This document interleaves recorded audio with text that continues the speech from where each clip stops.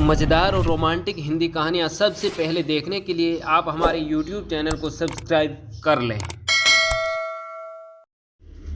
अपनी बेटी गंगा की लाश के पास रदिया पत्थर सी बूत बनी बैठी थी। लोग आते बैठते और चले जाते, कोई दिलासा दे रहा था तो कोई उल्हाना दे रहा था कि पहले उसके चाल चलन पर नज़र रखी होती तो यह दिन तो नहीं देखना पड़ता। लोगों के यहाँ झाड़ू बर्तन करने वाली रदिया चाहती थी कि गंगा पढ़े लिखे ताकि उसे अपनी माँ की तरह नरक सी जिंदगी ना जीनी पड़े।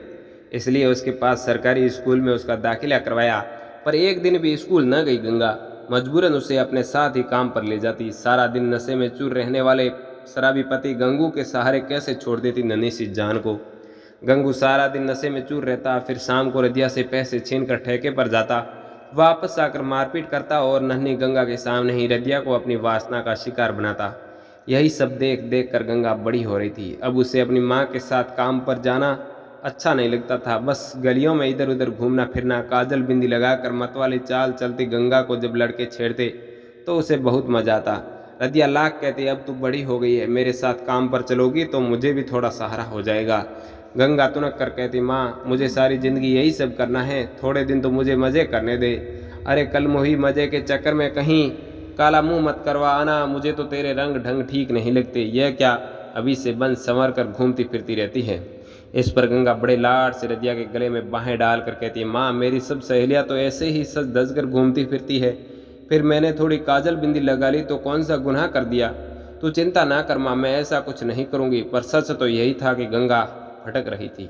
एक दिन गली के मोड़ पर अचानक पड़ोस में रहने वाले दो बच्चों के बाप नंदू से टकराई तो उसके तन बदन में सिहरन सी दौड़ गई।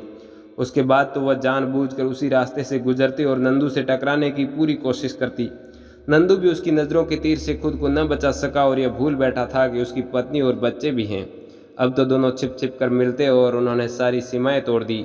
पर इश्क और मुश्क कब छिपाए छिपते हैं। एक दिन नंदू की पत्नी जमुना के कानों तक यह बात पहुंची गई तो उसने रदिया की खोली के सामने खड़े होकर गंगा को खूब खरी खोटी सुनाई। अरे गंगा बाहर निकल, अरे कल मुही तूने मेरी गृहस्थी क्यों उजाड़ी। इतनी ही आग लगी थी तो चकला खोल कर बैठ जाती, जरा मेरे बच्चों के बारे में तो सोचा होता। नाम गंगा और काम देखो करमजली के। 3 दिन के बाद गंगा और नंदू बदनामी के डर से कहीं भाग गए।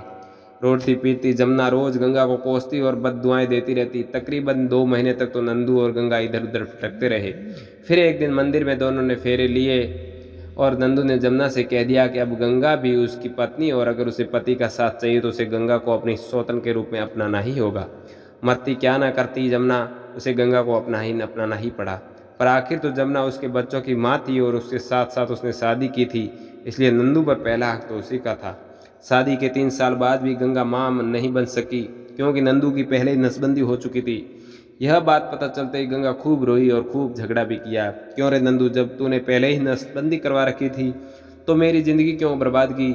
नंदू के कुछ कहने से पहले ही जमुना बोल पड़ी, आग तो तेरे ही तन बदन में लगी थी। अरे जैसे खुद ही बर्बाद होने का शौक हो उसे कौन बचा सकता है। उस दिन के बाद गंगा बौखलाई सी रहती, बार बार नंदू से जमुना को छोड़ देने के लिए कहती। नंदू चलना, हम कहीं और चलते हैं, जमुना को छोड़ देते हैं, हम दूसरी खोली ले लेंगे। इस पर नंदू उसे झिड़क देता और कहता, पैसे क्या तेरा शराबी बाप देगा। और फिर जमुना मेरी पत्नी है, मेरे बच्चों की माँ है, मैं उसे नहीं छोड़ सकता। इस पर गंगा दांत पीसते हुए कहती, उसे नहीं छोड़ सकता तो मुझे छोड़ दे।